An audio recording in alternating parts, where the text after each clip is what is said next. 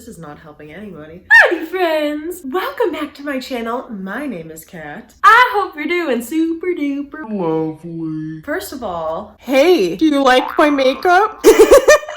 Cherry blossom inspired look, and I actually covered up some acne scars, making them into petals. So if you are interested in that, check out my TikTok at amazingcat1024. So original with a name.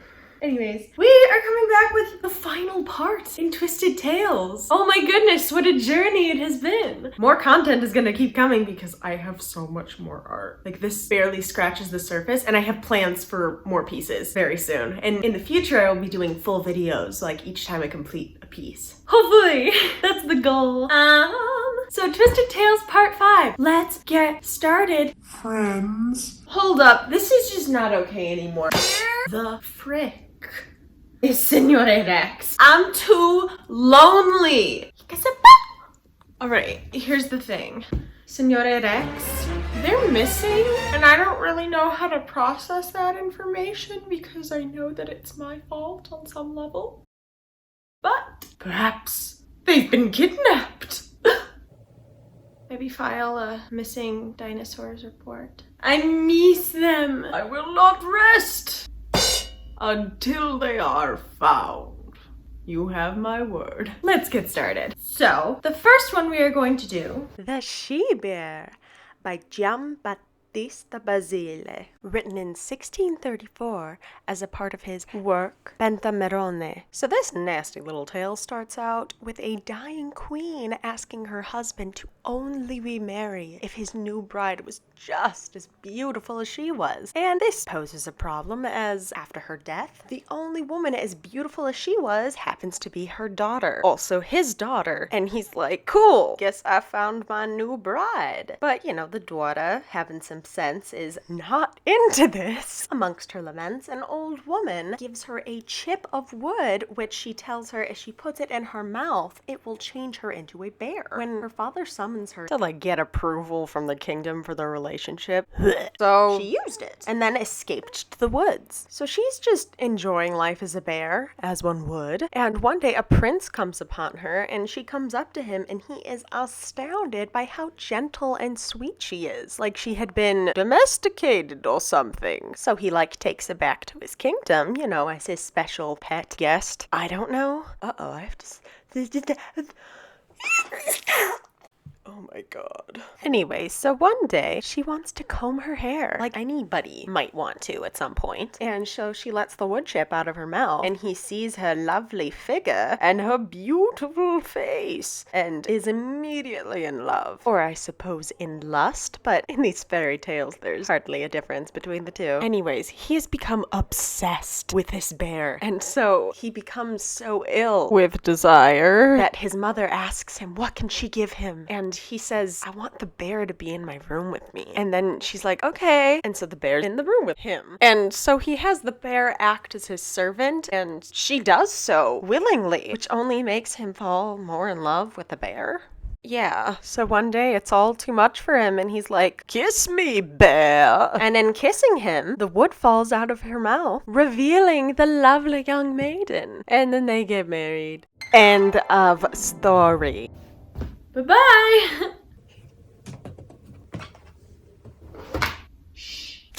Alright, next we're actually gonna do one that is not here. Ooh. Alrighty, Black Annis. We're back in legend and myth territory, folks. This time it is in English, 18th century folklore. She's basically like a British boogeyman with a taste for specifically children, and honestly scarier. She's described as a blue-faced hag with like really long talons. It's very, very spooky, and she lived in this cave, complete with very large oak tree at entrance. Now, in order to give you the Black Annis experience, I would like to read read for you an excerpt of the poem by John Hayrick. "'Tis said the soul of mortal man recoiled to view Black Annis's eye, so fierce and wild. Vast talons foul with human flesh there grew in place of hands, and features livid blue glared in her visage, whilst her obscene waist warm skins of human victims close embraced. Not without terror they the cave survey, where hung the monstrous trophies of her sway. 'Tis said that in the rock large rooms were found, scooped with her claws beneath the flinty ground." But there's also theories that the woman it's based off of was actually a really nice lady that just started just to keep children in check because they're so naughty these days. Moving on. This is one of my favorites. Godfather Death by the Grimm's Brothers. They have returned. Excuse you.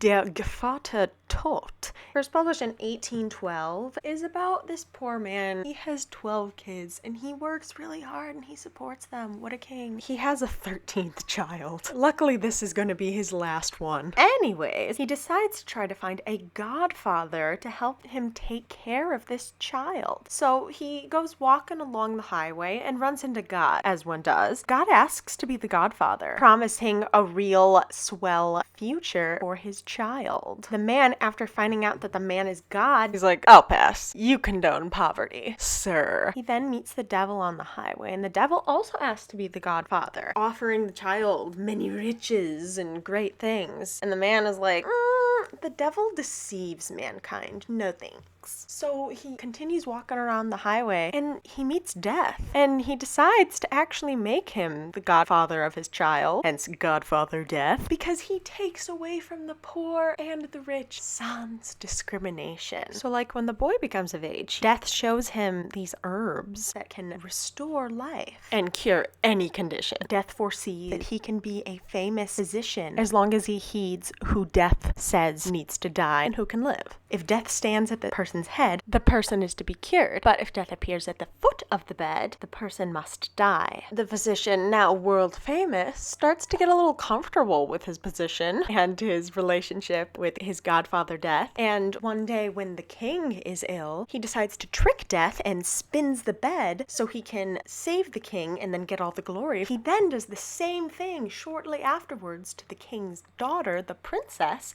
so he can marry her. Godfather Death is pissed. So he brings him to this cavern of candles and explains that each candle is a life. He shows the physician just how little his candle has left. The physician begs for his life, begs for death, for his godfather to extinguish any candle but his own. And with a flick of his scythe, Death ends the life of his one and only godson.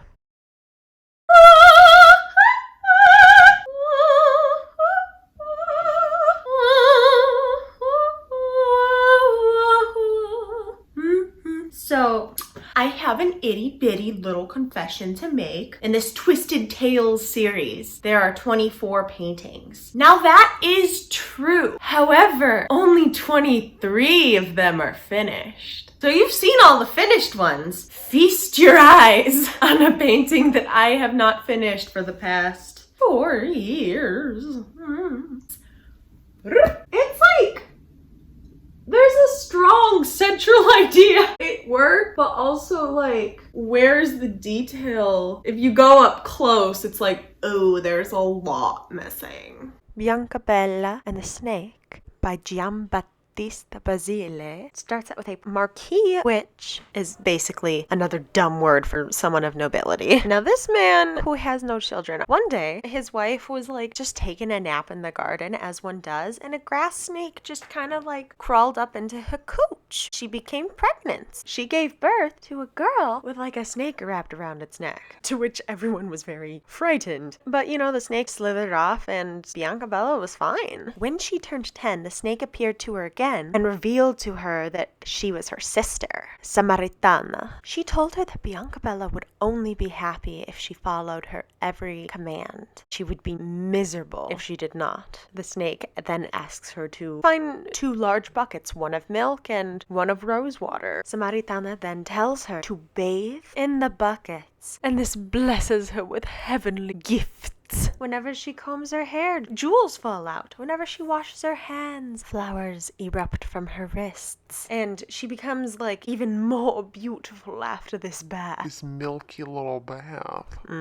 So as you can imagine, this young lady, Biancabella, she's got a whole hell of a lot of suitors. These boys, they're lining up. And her father arranges for her to marry Ferrandino, King of Naples. After the wedding, Biancabella calls upon her sister, but she does not come to her. So Biancabella, she believes that she's disobeyed her and that her sister has forsaken her forever. And she leaves with her husband. There's a little bit of an evil stepmother action happening here. While Ferrandino has to go to war, her stepmother ordered her servants to take Biancabella and kill her, gouging out her eyes and cutting off her hands. After some sheer misery, Samaritina appears to her again after Biancabella begs for forgiveness. Their sisterhood is healed.